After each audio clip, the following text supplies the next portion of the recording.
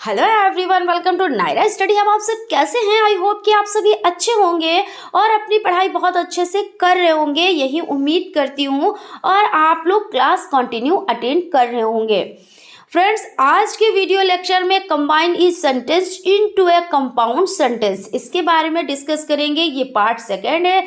इससे पहले part first हम लोग कंप्लीट कर चुके हैं, आप लोग प्लेलिस्ट में जाकर देख सकते हैं। ये आप लोगों के लिए पॉइंट्स मोस्ट इंपॉर्टेंट है, सो इन पर आप लोग फोकस कीजिए और अच्छे से आप लोग ध्यान में रखिए और नोट्स बनाते चलिए, क्योंकि रिवीजन के टाइम आपको नोट्स की नीड रहेगी।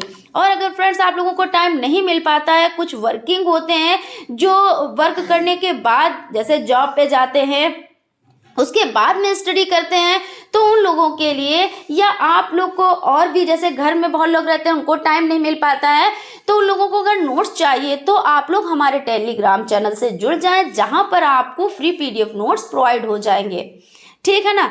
तो चलते हैं आज की सीरीज का जो पॉइंट है, यानी कंबाइन ईच सेंटेंस इनटू ए कंपाउंड सेंटेंस, इसके बारे में थोड़ा सा समझते हैं, उसके बाद पॉइंट्स की तरफ चलते हैं।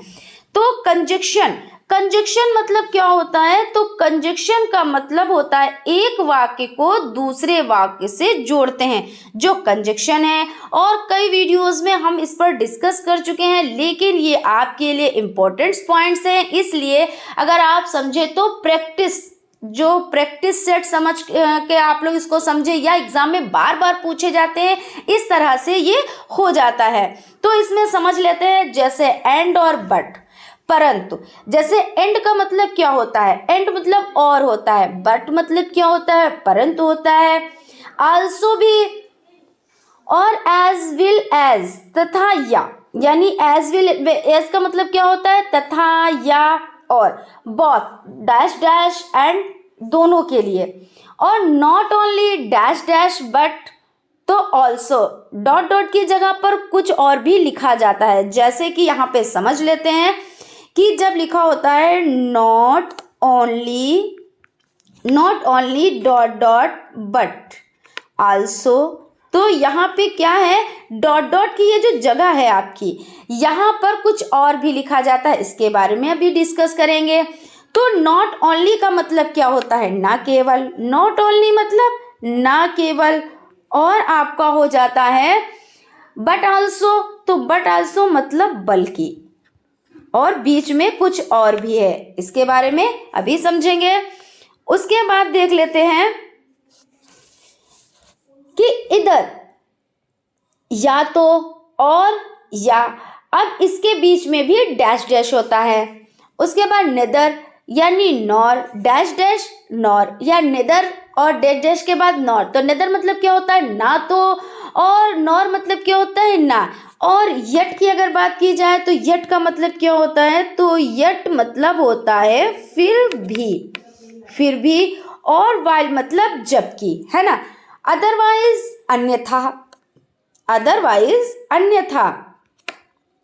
ये सब चीज़ों को आप लोग ध्यान में रखिएगा, तभी आप लोग कंप्लीट कर पाएंगे, क्योंकि ज़रूरी नहीं होता है इसी तरह से सेंटेंस आ जाए। सेंटेंस आता है जब आपको पॉइंट्स जो उसकी बारीकियां हैं उसके बारे में पता होंगे, तो आप लोग बहुत अच्छे से कर पाएंगे। क्योंकि देखिए, जैसे मैथ हो गया, जैसे इंग्लिश हो गया, कि सेम टू सेम अगर राधा नाम दिया है तो राधा ही ज़रूर देंगे, ऐसा तो नहीं है। नाम भी चेंज कर सकते हैं, है ना। तो नाम चेंज करेंगे, लेकिन रूल्स तो नहीं चेंज हो पाएंगे, रूल्स तो वही रहते हैं ना। तो जब आपको रूल्स पता है तो आप अच्छे से कर पाएंगे। इसी तरह मैथ में हो जाता है, नंबर अलग अलग होते हैं, है ना। जैसे मान लीजिए आपको कोई चीज़ दी है कि इसका लासा निकाले, आपका नंबर कुछ और, अभी एग्जाम में जो पिछले पेपर में कुछ और एग्जाम में आया था, कुछ और नंबर दिए थे, और इस बार नंबर चेंज कर दें, लेकिन जब आपको लासा निकालना आता है, मासा निकालना आता है, तो आप अच्छे से कर पाएंगे। ये हमने एग्जाम्पल दिया है, लेकिन लासा और मासा और भी चीज़ें आती हैं जो हम क्लास में आप लोगों को सब बारीकी से बताएंगे। ठीक है ना।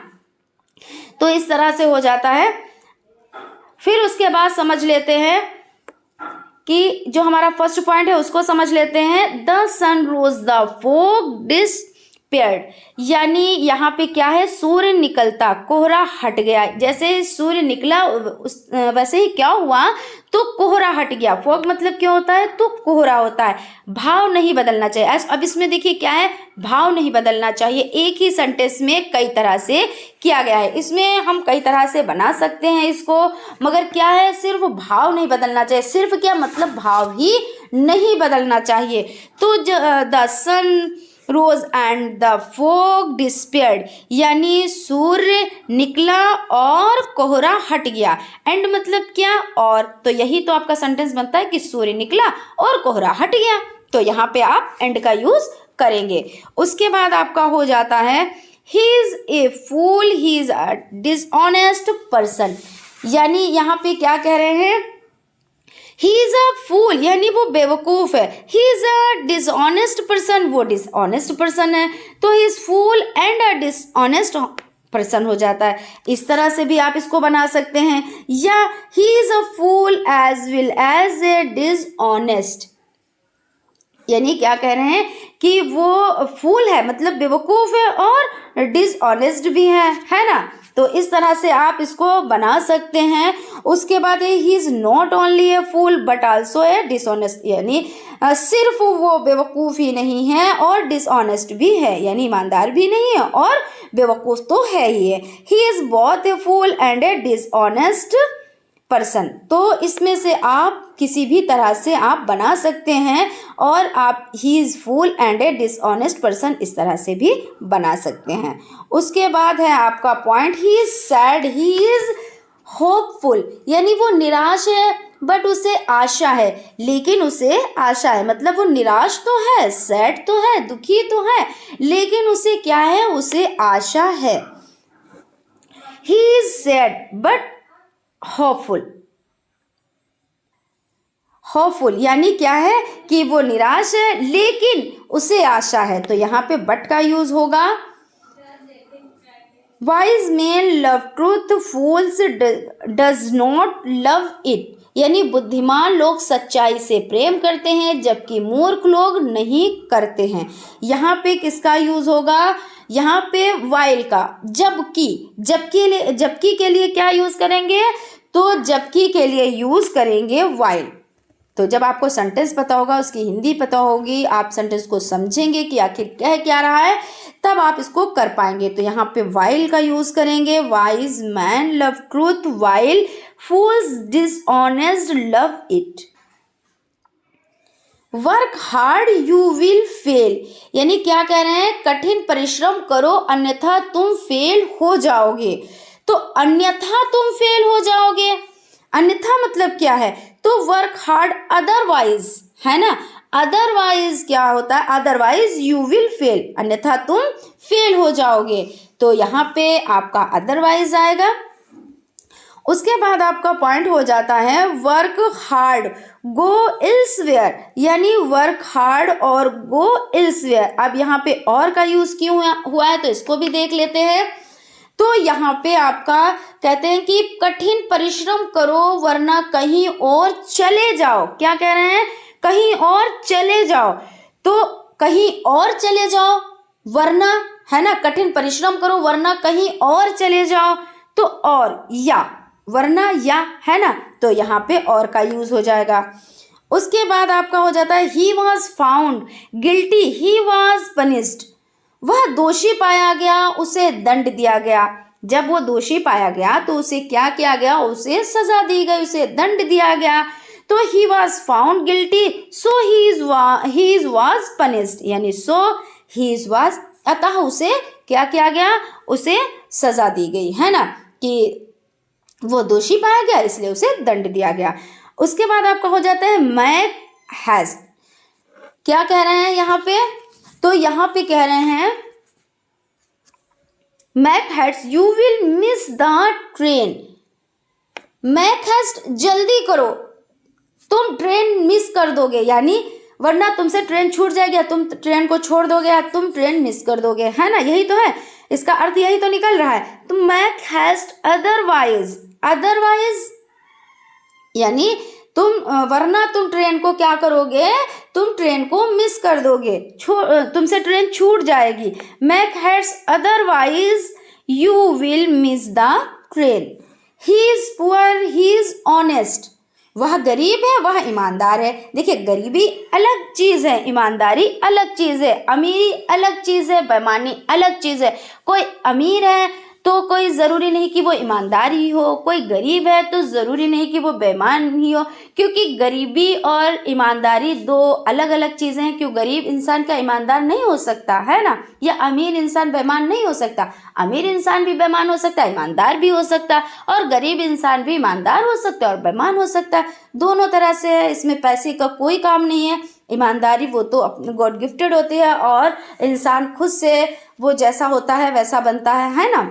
तो यहाँ पे हो जाता है he is poor he is honest, he is poor yet, फिर भी, येट मतलब फिर भी, वो मतलब गरीब है लेकिन फिर भी वो क्या है, वो ईमानदार है। तो he is poor yet he is honest यहाँ पे हो जाता है। The animal may be a fish, it may be a serpent, it must be one of them।